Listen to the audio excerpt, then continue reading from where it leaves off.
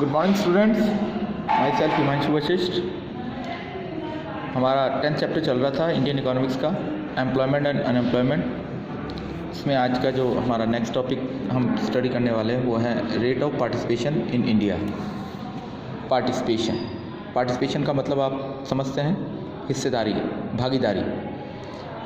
India में participation की rate क्या है? अब participation in what? Participation in GDP generation, जो इनकम जनरेशन हो रहा है उसमें पार्टिसिपेशन क्या रेट है, इसके बारे में हम कुछ स्टैटिस्टिक्स और फिर उसके बाद कुछ ऑब्जर्वेशंस हैं वो देखेंगे। पहले हम इसका मीनिंग देखें। It refer to participation of people in production activity and measured as a ratio of workforce to total population. ये एक लाइन में रेशियो ऑफ वर्कफोर्स, यानी कि कंट्री की जो वर्कफोर्स है, एक्चुअल वर्किंग पीपल हैं उनका, और टोटल पॉपुलेशन का जो रेशियो है, that is called participation rate. Okay, I repeat, it refer to participation of people in production activity. Production activity में कितने लोग पार्टिसिपेट कर रहे हैं उसको हम पार्टिसिपेशन रेट बोलते हैं, और ये मेजर्ड होती है ratio between workforce and total population of the country. As noted earlier, जैसा कि आपको पहले ही बताया गया था, here are some statistical fact relating to rural urban rate of participation, कि रूरल एरिया के अंदर पार्टिसिपेशन रेट क्या है और अर्बन एरिया में पार्टिसिपेशन रेट क्या है इंडिया में, and rate of participation for male and female, और मेल्स का जो पार्टिसिपेशन रेट है वो कितना है और फीमेल्स का कितना है। तो कुछ स्टैटिस्टिक्स हैं ये। Rate of participation for the urban areas is about 33.9% इन 2017-18 का डेटा है ये। जो टोटल पॉपुलेशन है उसमें 33.9% जो लोग हैं टोटल वर्कफोर्स के, वो अर्बन एरिया में है। Rate of participation in the rural area is about 35% in 17-18। In urban area, the rate of participation is about 53% of men, for men, 53% urban areas में, okay, and 14.2% for women in urban areas. अब थोड़ा सा compare करेंगे, ये rural area का आ रहा है। Rural area के अंदर rate of participation is about 51.7% for man and 17.5% for women. तो यहाँ पर आप कंपेयर कीजिए, अर्बन एरियाज़ में वीमेन का जो रेट ऑफ पार्टिसिपेशन है वो 14.2 है और रूरल एरियाज़ में 17.5 है। और मेल की अगर बात करें तो अर्बन एरिया में 53% है और रूरल एरिया में 51.7% मेल का। Overall rate of participation in the country is about 34.7%। और मेल, फीमेल, अर्बन, रूरल सबको काउंट करें और टोटल पॉपुलेशन के कॉन्टेक्स्ट में अगर हम देखें तो प्रोडक्शन एक्टिविटी के अंदर जो पार्टिसिपेशन है लोगों का केवल 34.7 है, यानी कि 100 में से 34, नियर अबाउट अप्रॉक्सीमेटली 35 लोग, 35% जो हैं वो प्रोडक्शन एक्टिविटी में इन्वॉल्व हैं। बाकी सब लोग या तो अनएम्प्लॉयड हैं या फिर ओल्ड एज पर्सन से हैं, बच्चे हैं। ओके, अब ये स्टैटिस्टिक्स देखा हमने, इस पर कुछ कंक्लूज़न आ रहा है, ऑब्जर्वेशंस आ रहा है। तो पहली बात जो आई अभी, high dependency ratio.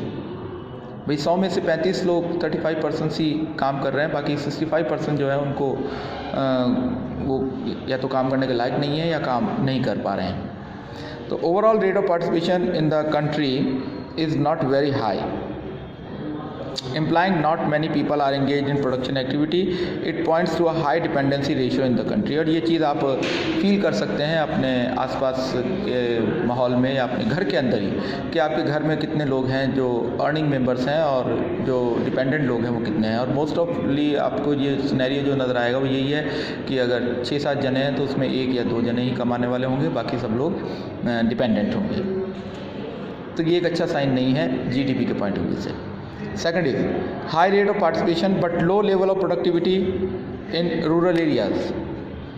Rural areas में जो पार्टिसिपेशन रेट है वो हाई है, नो डाउट। कल हम इसके बारे में डिस्कस भी कर रहे थे कि भाई हाई क्यों है, क्योंकि वहाँ पर जो फीमेल्स हैं महिलाएं जो हैं वुमेन, वो उनको काम करना पड़ता है because of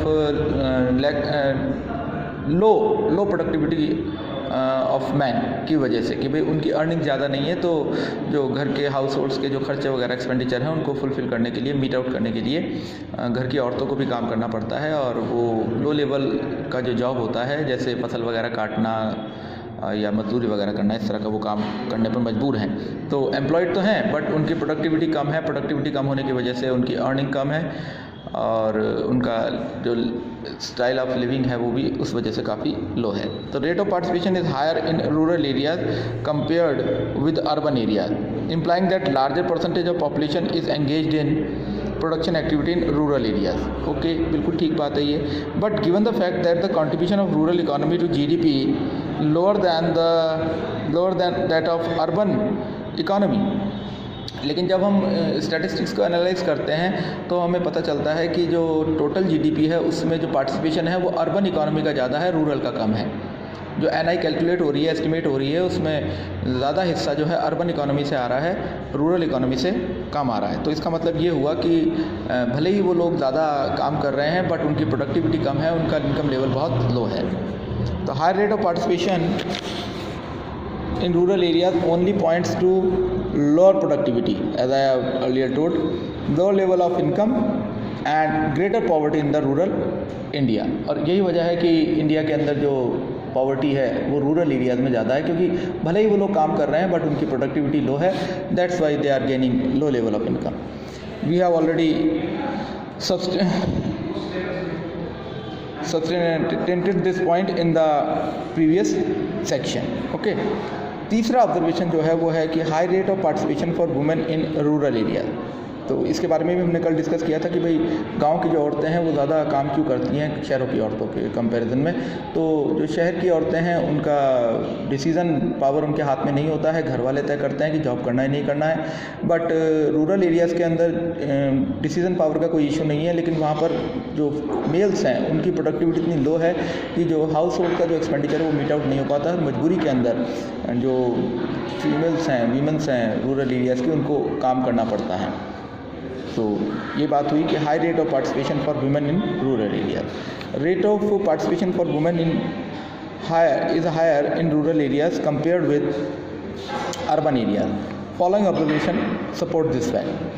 In rural areas, poverty compels women to avoid education. गरीबी की वजह से वो शिक्षित नहीं हो पाती हैं, स्कूल नहीं जा पाती हैं।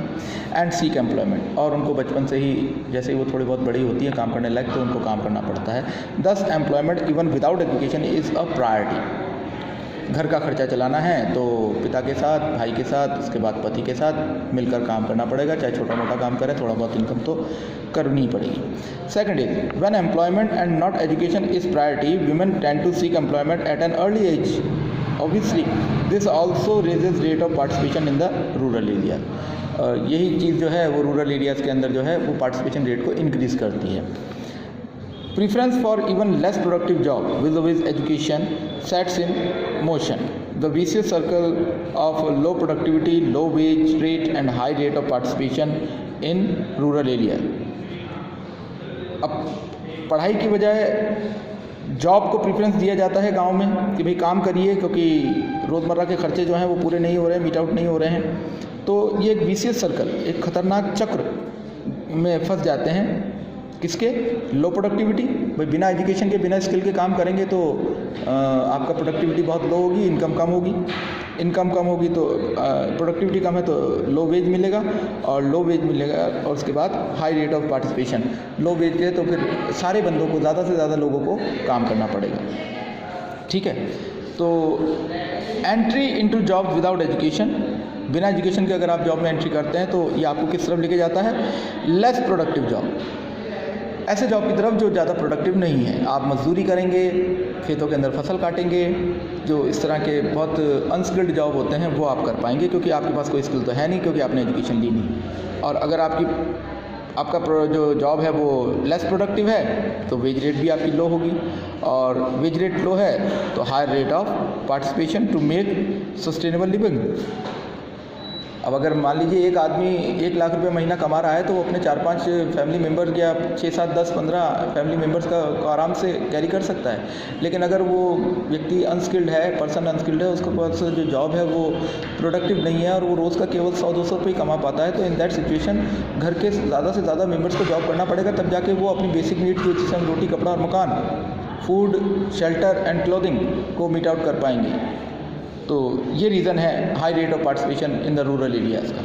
Okay, in urban area on the other hand high priority for education.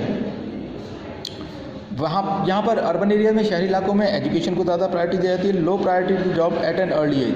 अरे भाई अभी तो बच्चा छोटा है, अभी तो पढ़ रहा है, अभी तो 16 साल का है, 12वीं में है, अभी 18 का है, ग्रेजुएशन ही तो हुई है, पीजी करेगा, बीएड करेगा, बीटेक करेगा, एमबीबीएस करेगा, कंप्यूटर का कोई कोर्स करेगा, बीसीए, एमसीए, वो 25 साल तक पढ़ता ही रहता है। यानी कि 25 साल तक तो शहरों के अंदर जो है वो माता पिता जो है, पेरेंट्स जो हैं वो सोचते नहीं है कि इससे काम करवाया जाए, ठीक है ना। तो एजुकेशन पर ज़्यादा फोकस होता है अर्ली एज में बजाय जॉब के। This keeps the rate of participation relatively low. इस वजह से शहरों के अंदर जो पार्टिसिपेशन रेट है वो लो है। Okay, under estimation women worker in the country. ये एक और दूसरा एक माइंड सेट है कि भाई महिलाओं को एक अच्छा स्किल्ड या कैपेबल वर्कर नहीं माना जाता है। There is a significant underestimation of women worker in the country. Women rendering household services as a housewife are not deemed as worker. घर पर जो वो घर का काम करती हैं उसको वर्कर के तौर पे नहीं माना जाता है, ठीक है, because they are not paid for it, क्योंकि इसके लिए उनको पैसा नहीं मिलता है। And it is difficult to ascertain market value of the services rendered by the housewife. भाई हाउसवाइफ की जो मार्केट जो सर्विस है उसका मार्केट वैल्यू क्या है, इसको असेस कर पाना बहुत मुश्किल है। Women rendering services on the family farms in rural areas. अपने गांव के अंदर जो खेत वगैरह होते हैं वहाँ पर वो सर्विस करती हैं, मतलब सर्विस देती हैं, अपनी खेतों पे जाके काम करती हैं, गुड़ाई का, निराई का, पानी देने का, वटेवर जो भी काम होता है खेतों पे वो सब काम करती हैं। And in family business in the urban areas, और अर्बन एरियाज़ के अंदर भी फैमिली बिजनेस के अंदर वो सपोर्ट करती हैं डायरेक्टली और इनडायरेक्टली, ठीक है ना। Are often not treated as worker. लेकिन दोनों ही कंडीशंस के अंदर उनका ये जो काम है उसको वर्कर के तौर पे नहीं माना जाता है, largely because of the convention of not considering unpaid women as worker even when unpaid men working on family farms or in family business are considered as employed and therefore as worker। Male को माना जाता है लेकिन female को नहीं माना जाता है। तो ये माइंडसेट होने की वजह से कि ये थोड़ा सा इंडियन सोसाइटी का ये माइंडसेट भी है कि वुमेंस को वर्कर कहते ही नहीं है। अगर वो घर का काम कर रही हैं तो हाँ ये उसका जॉब है, उसकी प्रोफाइल है, लेकिन उसके लिए उसको कोई पेमेंट नहीं मिल रहा है। घर के अंदर खेत बगीचा वगैरह है उस पर काम कर रही हैं तो उसको वर्कर के तौर पर ट्रीट नहीं करेंगे। अगर घर का कोई बिजनेस है तो दुकान पर अगर वो बैठ रही हैं या होलसेल का काम है, माल वगैरह पैकेजिंग वगैरह के अंदर वो हेल्प करती हैं, वटेवर कुछ भी करती हैं बिजनेस में सपोर्ट के तौर पर, लेकिन उनको एज ए वर्कर कंसीडर नहीं किया जाता, जबकि मेल को किया जाता है, ठीक है। तो ये आपका टॉपिक आपका कंप्लीट होता है कि rate of participation in India. Participation को मैं रिपीट कर देता हूँ कि जो टोटल पॉपुलेशन है और जो टोटल वर्क फोर्स है उसका रेशो आपका कहलाता है रेट ऑफ पार्टिसिपेशन, और ये इंडिया के अंदर बहुत कम है, 34.7 या अप्रॉक्सीमेटली हम कह सकते हैं 35%, जिसका इंटरप्रिटेशन ये हुआ कि 100 में से 35 लोग जो है वो प्रोडक्शन एक्टिविटी में इन्वॉल्व हैं, 65% are dependent on these 35%। Okay, next topic है हमारा self employed and hired worker in India. Self employed का मतलब स्टार्टिंग में जब चैप्टर स्टार्ट हुआ था तो मैंने आपको बताया था कि खुद का काम करने वाले, आपकी खुद की दुकान है, आप खुद का कोई मार्केटिंग का काम करते हैं या खुद का खेत पर काम करते हैं, ठीक है ना, या फिर आप कोई ठेला वगैरह लगाते हैं, कोई छोटा मोटा दुकान है, कियोस्क है, आपकी शॉप है, ठीक है, या आप कोई टेक्निकल स्किल्ड पर्सन है, इलेक्ट्रीशियन है, प्लम्बर हैं, तो घर घर जाकर आप वो मेंटेनेंस का काम करते हैं, तो आप सेल्फ एम्प्लॉयड पर्सन हैं। और हायर्ड वर्कर्स में आ जाता है ऑल टाइप ऑफ एम्प्लॉयज़। अगर किसी के अंडर काम किया जाए जिसके बदले में आपको सैलरी मिले तो then you are hired worker, फिर वो चाहे डिस्ट्रिक्ट कलेक्टर ही क्यों ना हो, वो हायर्ड वर्कर है। ठीक है, तो इन दोनों के बारे में और हम कल पढ़ेंगे और इनका क्या स्टेटस है इंडिया के अंदर, self employed persons and hired workers का, इसके बारे में कल डिटेल से बात करेंगे। Okay, good bye.